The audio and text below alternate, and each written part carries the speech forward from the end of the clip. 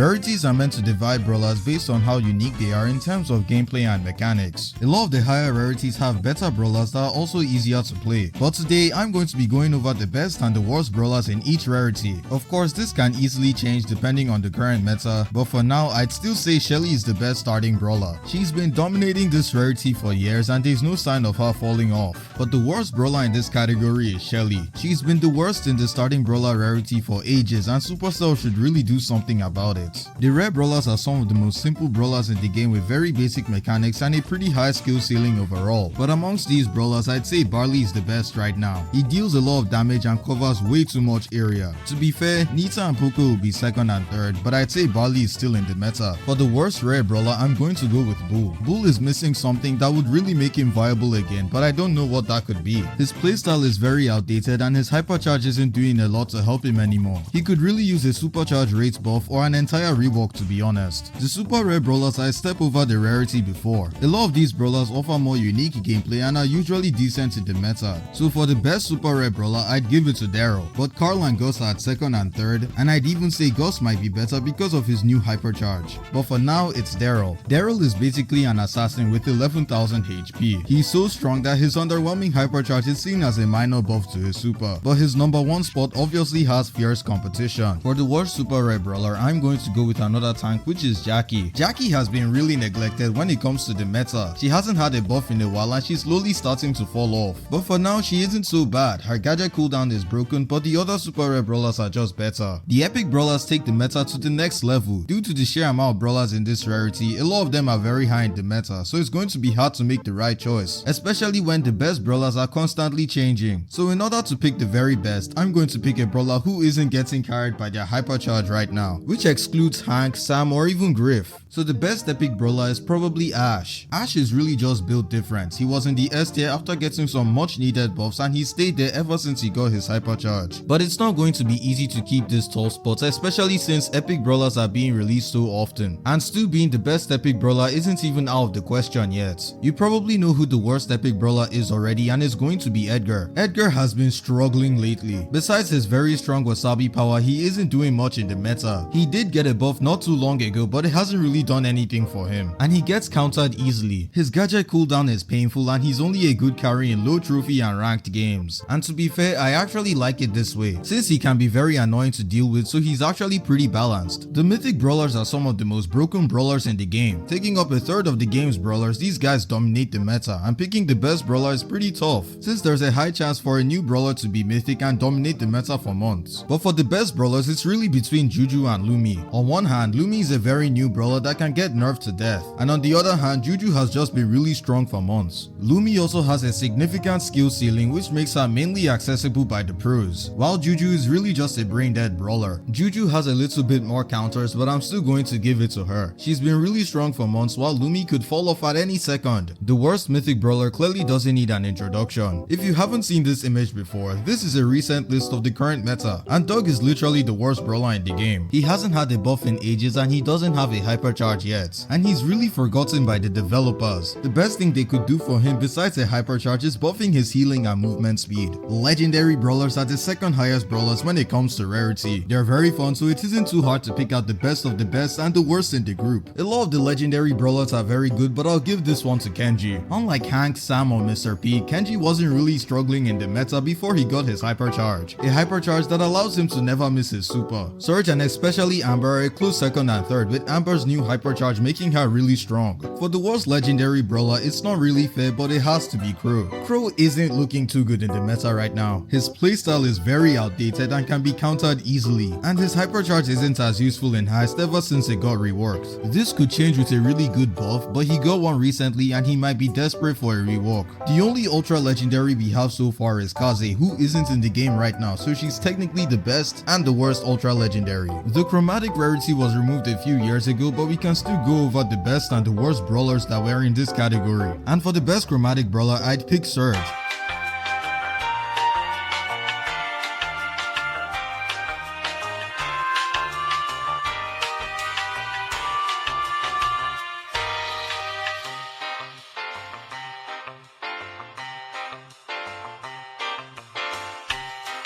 He's very dominant in the meta and he's the best in this category, with Ashe and the best brawler ever right next to him. For the worst chromatic brawler, it's easily going to be Gale. Gale was pretty good for months, but with no new buffs and a shift from a tank meta, he's really struggling, which is actually a good thing since he's very annoying. Now there is one more rarity that has been removed from the game, and these were the Trophy Road Brawlers. To keep it simple, Trophy Road Brawlers were only obtained after reaching a certain milestone in the Trophy Road. Although this rarity was removed, the brawlers are still in the game, so I'm going to go over the best and the worst brawlers that were in this rarity. The best Trophy Road brawler would have to be Stu since he's really good right now, and the worst Trophy Road brawler would have to be Bull due to the same reasons I mentioned earlier. Anyways, those were the best and worst brawlers for each rarity. Let me know your thoughts in the comments down below, and thanks for watching.